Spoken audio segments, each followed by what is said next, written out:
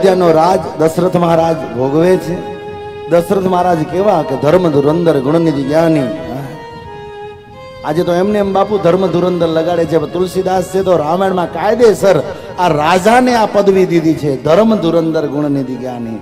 આ સૂર્યવંશનો પ્રતાપી રાજા જુઓ દશરથ, કોઈ સામાન્ય નતો. જેના ઘરે રામ આવે, કુળમાં તો બોલે જેના ઘરે રામ આવે, ઘર એ વ્યક્તિ કેટલો ઊંચો ખાનદાન વાળો હશે. મારો રામ આવે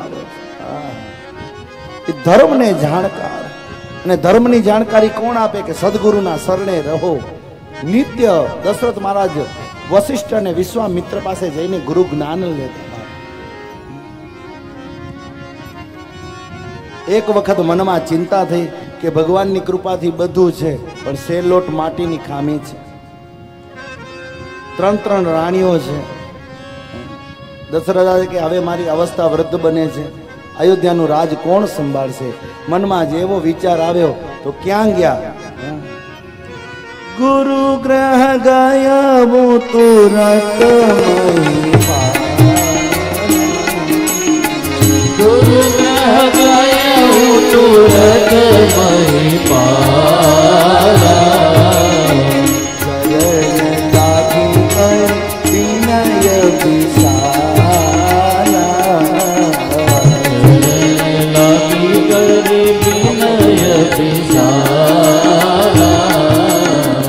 ગુરુ ગ્રહ ગયો તુરત મહિપાલા. ગુરુ ગ્રહ ગયો તુરત મહિપાલા. ગુરુ ગ્રહ ગયો તુરત મહિપાલા.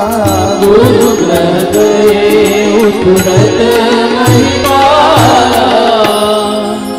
ચરણ લાગી કરી વિનય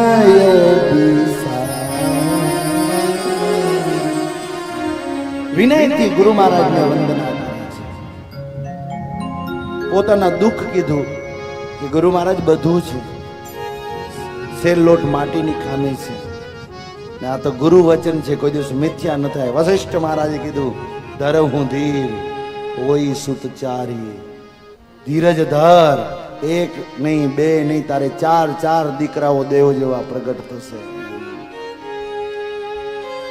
તો કે ક્યારે?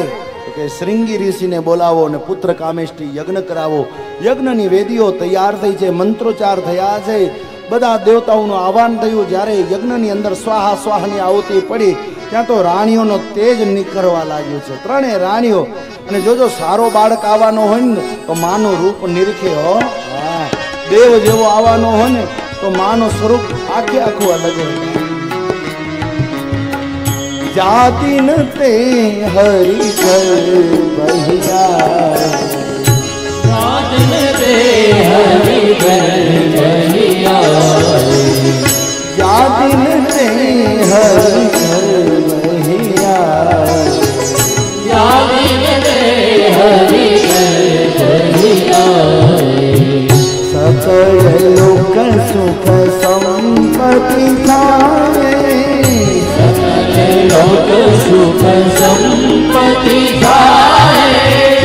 મંદિરમાં સબલા હીરાની. મંદિરમાં સબલા હીરાની. મંદિરમાં સબલા હીરાની. મંદિરમાં સબલા હીરાની. સોમાસી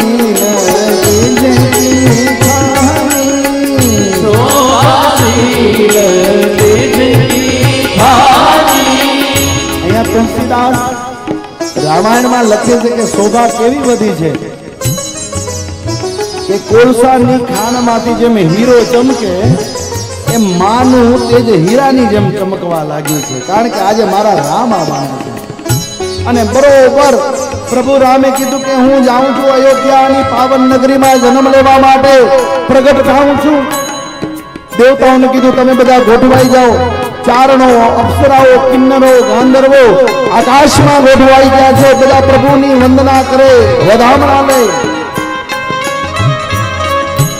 અહીંયા રાણીઓને સકન થવા લાગ્યા છે.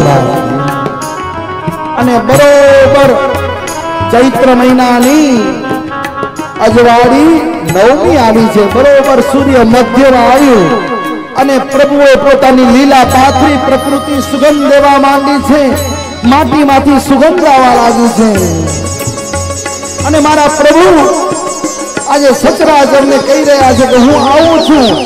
ધીમો ધીમો પવન વહેવા લાગ્યો છે અને પ્રભુ આવ્યા આવી તિથિ કઈ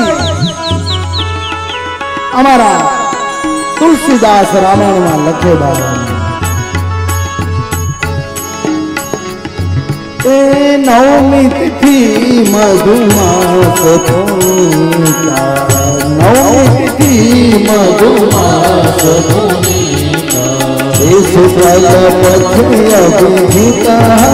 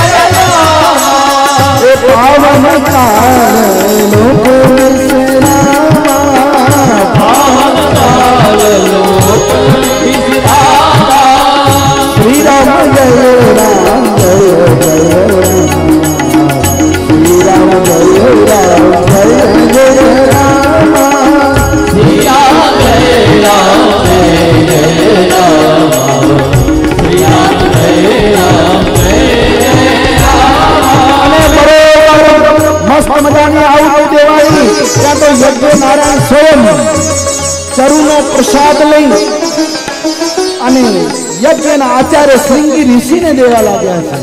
શ્રીંગી ઋષિએ દશરથ મહારાજને અને દશરથ ત્રણેય રાણીઓને સરખે ભાગે એ ચરુનો પ્રસાદ વેચે.